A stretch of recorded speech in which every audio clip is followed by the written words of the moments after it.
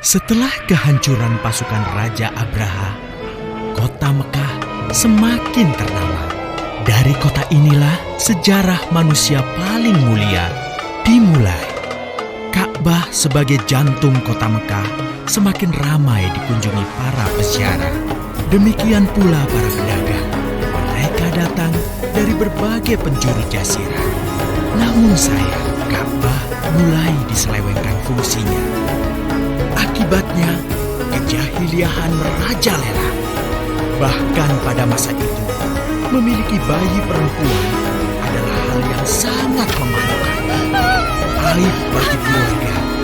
Sehingga sebagian dari mereka tega membunuh bayi perempuan mereka sendiri. Di tengah kondisi masyarakat jahiliyah itulah Nabi Muhammad dilahirkan. Bayi luar biasa itu lahir dari rahim seorang wanita mulia bernama Aminah. Pada saat itu ditandai peristiwa-peristiwa yang luar biasa. 10 balkon istana Kisra runtuh. Juga padamnya api-api yang biasa disembah oleh orang-orang Majusi.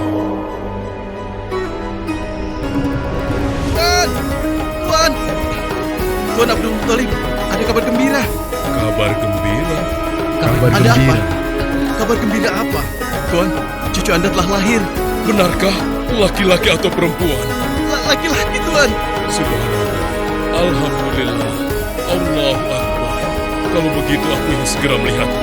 Mari, Tuan. Setelah mendengar itu, Abdul Muthalib bergegas menuju ke rumah Aminah.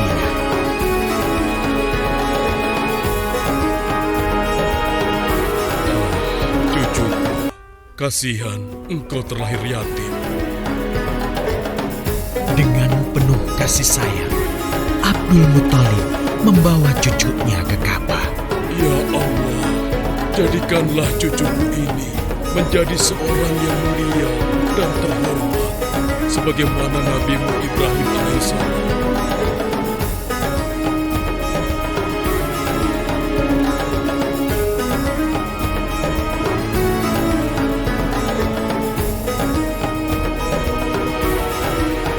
Siapa namanya, Ayah? Muhammad. Muhammad, Iya, aku akan menamainya Muhammad. Artinya yang terpuji. kehadiran Muhammad kecil sungguh memberi kebahagiaan.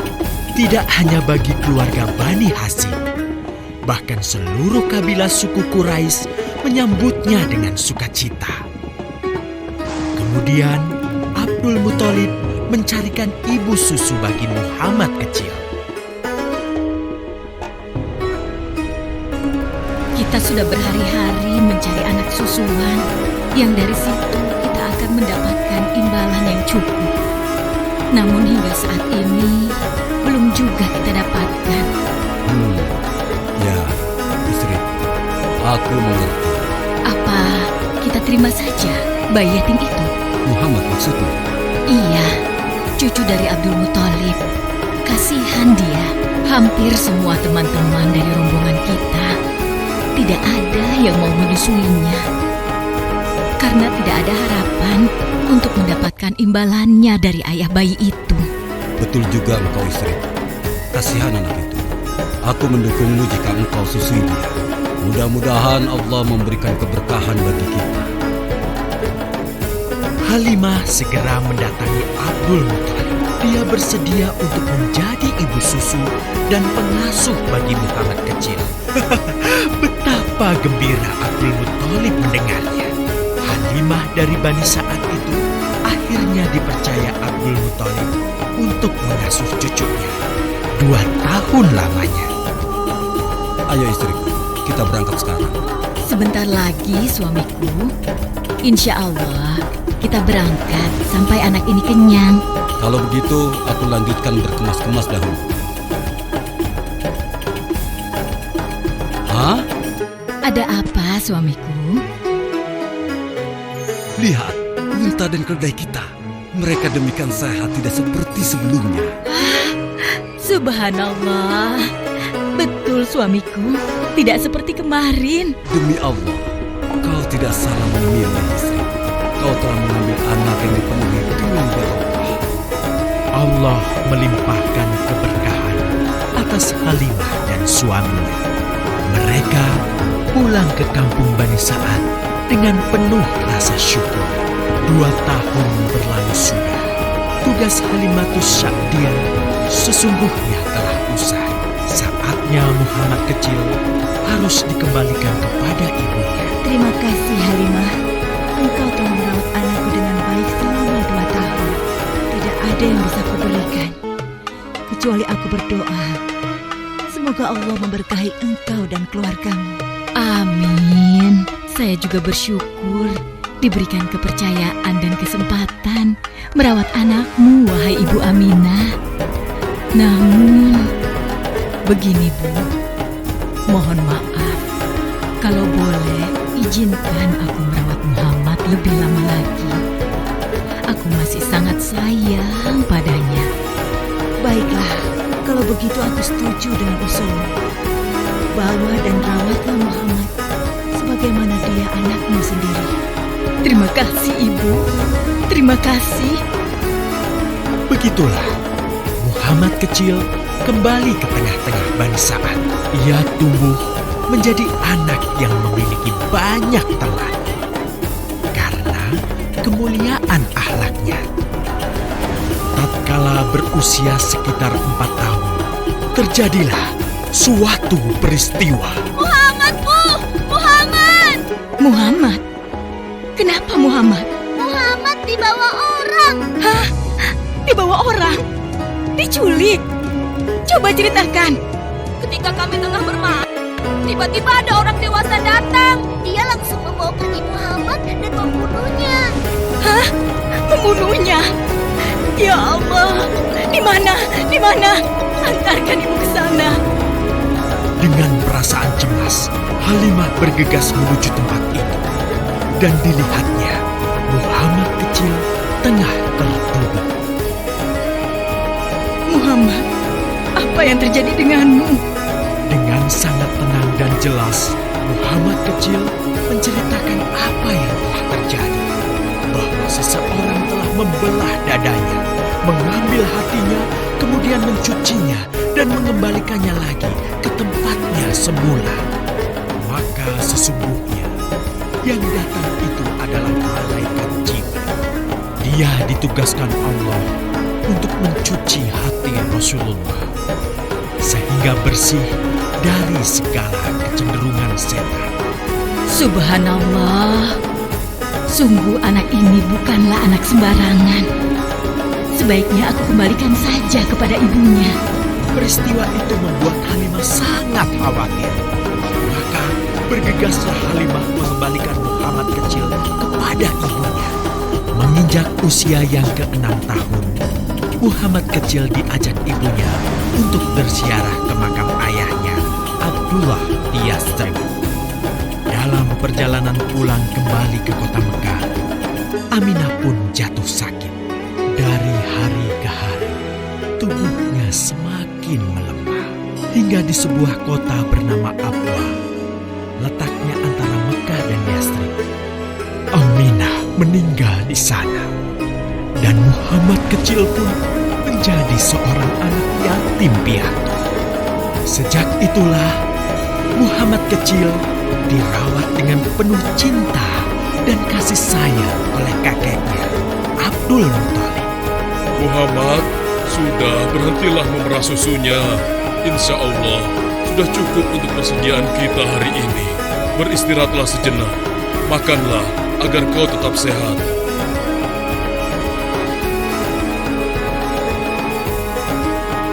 Ya Allah, betapa mulia akhlak cucuku ini.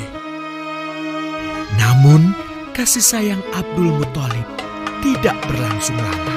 Saat usia Muhammad 8 tahun, Abdul Muthalib kakeknya yang sangat menyayanginya itu meninggal dunia. Kemudian, pengasuhan atas Muhammad pun beralih ke pamannya, Abu Thalib. Muhammad kecil tahu betul betapa sayangnya pamannya kepadanya. Di mana Muhammad? Ia tengah mengembalakan kambing milik salah seorang penduduk Mekah, suamiku. Sejak kapan dia keluar rumah? Sekitar waktu subuh tadi. Subhanallah, betapa baiknya akhlak keponakanku ini. Ya Allah, maafkan ketidakmampuanku mencukupi kebutuhan keponakanku. Sayangi dan berkahilah dia. Jadikanlah dia orang yang mulia di antara manusia. Hingga saat usia Muhammad menginjak 12 tahun, pamannya Abu Thalib mengajaknya berdagang ke Syam. Sampailah mereka di satu daerah bernama Busra. Saat mereka beristirahat, datanglah seorang pendeta menghampiri. Wahai saudaraku, selamat datang di Busra. Tampaknya kalian bukan orang sini. Dari manakah kalian berasal? Terima kasih saudaraku, kami datang dari Mekah. Lalu, siapakah gerangan anak ini? Ini adalah keponakanku, Muhammad namanya. Apakah engkau bertanggung jawab atasnya, Tuan? Ya, Kemana ayahnya? ayahnya sudah meninggal sejak ia masih dalam kandungan. Oh, apakah kini dia yatim piatu? Benar, Aku sungguh beruntung bertemu dengannya. beruntung. Beruntung apa? Sungguh, keponakanmu ini adalah orang yang sangat istimewa. Oh ya? Ya, dia adalah seorang nabi, Hmm? seorang utusan Allah. Bagaimana kau tahu hal itu? Aku tahu karena aku seorang pendeta. Dan berita kedatangan dia sebagai seorang utusan Allah sudah disampaikan di dalam Injil. Bahkan aku pun bisa mengetahuinya dari cincin kenabian yang berada di bagian bawah tulang rawan bahunya yang menyerupai buah apel sebagai tanda kenabiannya. Begitulah pendeta bernama Bahira menyampaikan kepada Abu Thalib perihal kenabian Muhammad. Ia berpesan agar menjaga baik-baik keponakannya itu, karena Muhammad kelak di suatu saat nanti akan menghadapi banyak gangguan dan rintangan. Istriku, Muhammad sudah berusia 25 tahun. Aku pikir sudah saatnya dia untuk menikah. Betul, suamiku. Namun, dengan siapakah dia akan kita jodohkan? Kemarin Khadijah mengirimkan utusannya dan menyatakan keinginan Khadijah untuk menjadikan Muhammad sebagai suaminya. Hah? Khadijah? Khadijah yang mulia itu? Betul, istriku. Khadijah yang selama ini mempercayakan barang perniagaannya kepada Muhammad. Kenapa dia memilih Muhammad? Ya, Khadijah mengagumi kejujuran dan kebaikan akhlak Muhammad. Menurutmu sendiri bagaimana? Aku pikir Khadijah adalah wanita terbaik bagi Muhammad. Kita akan melamarnya. Tepat di usia 25 tahun, Nabi Muhammad menikahi Khadijah yang berusia 40 tahun. Dari pernikahan itu, mereka dikaruniai Allah 6 orang anak. 2 laki-laki adalah Al-Qasim dan Abdullah. Sedangkan putrinya adalah Zainab, Ruqayyah, Ummu Kulsum, dan Fatimah. Namun, kedua putranya itu telah meninggal semenjak mereka kecil. Suatu ketika, terjadilah banjir besar di kota Mekah. Kabilah-kabilah di kota Mekah pun bergotong royong membangun kembali Ka'bah. Setelah pembangunannya selesai, terjadilah perselisihan antara pemuka kabilah tentang siapakah yang paling pantas meletakkan Hajar Aswad di Ka'bah. Abu Thalib, apa yang harus kita lakukan? Kita sudah bicarakan hal ini selama 5 hari, namun tidak ada titik temu. Aku khawatir akan terjadi pertumpahan darah. Sudah, begini saja. Kita sepakati bahwa masalah ini kita serahkan kepada takdir terbaik. Lihat pintu masuk Ka'bah itu. Siapapun yang pertama kali akan melewati pintu itu, dan siapapun dia, kita tidak boleh menolaknya. Setuju? Aku juga setuju. Baiklah, aku setuju. Aku juga setuju. Baiklah, kita perhatikan bersama. Tidak lama setelah kesepakatan itu, atas izin Allah, Nabi Muhammad menjadi orang pertama yang memasuki pintu menuju Ka'bah. Alhamdulillah, segala puji bagi Allah. Ternyata Muhammad, dan memang dia adalah orang yang tidak pernah kita temui ada celah. Betul? Betul. Iya, betul. Nabi Muhammad pun menerima kepercayaan itu. Dengan kebijaksanaannya, Nabi Muhammad meminta sehelai kain, lalu meletakkan Hajar Aswad di atasnya. Nabi Muhammad mempersilahkan seluruh pemuka kabilah untuk memegang ujung-ujungnya dan mengangkatnya secara bersama-sama. Setelah sampai pada sudut Ka'bah, giliran Nabi Muhammad meletakkan Hajar Aswad di tempatnya semula. Terhindarlah perpecahan di kota Mekah. Meskipun demikian, kegelisahan masih terus menggelayuti hati Nabi Muhammad. Kejahiliahan ada di mana-mana. Kezaliman dan kemaksiatan terus berlangsung. Ia tak habis pikir. Nabi Muhammad mulai merenung dan menyendiri untuk menghindar dari perilaku jahiliyah. Nabi Muhammad memilih tempat di sebuah goa di atas bukit sekitar Mekah. Goa Hiro. Dari mulut goa itulah Nabi Muhammad bisa memandangi kota Mekah yang dicintainya dengan pandangan yang lebih luas. Hingga suatu ketika, sesuatu yang tidak pernah terbayangkan sebelumnya terjadi. Tiba-tiba, goa itu menjadi terang benderang. Kemanapun arah mata melihat, di sanalah cahaya itu ada. Itulah malaikat Jibril. Jibril berkata, "Bacalah." Dengan gemetar, Nabi Muhammad berkata, "Aku tidak bisa membaca." Malaikat Jibril lantas merangkul Nabi Muhammad SAW dengan kuat hingga nafas beliau sesak. Seraya berkata lagi, "Bacalah." Sampai akhirnya malaikat Jibril membantunya setelah merangkulnya dan menyuruhnya membaca hingga 3 kali. Kemudian malaikat Jibril membantunya membaca. "Bacalah dengan menyebut nama Tuhanmu yang menciptakan.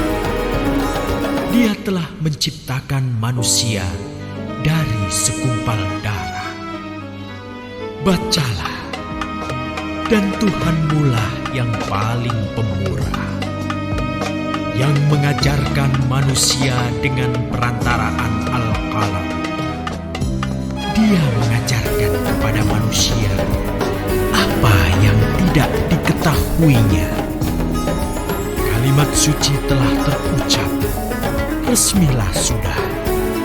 Dari dalam Goa Hiro, Allah mengangkat Nabi Muhammad SAW sebagai penuntun dari kegelapan menuju cahaya, dari keburukan menjadi kebaikan, dan dari kesengsaraan menuju ke keselamatan.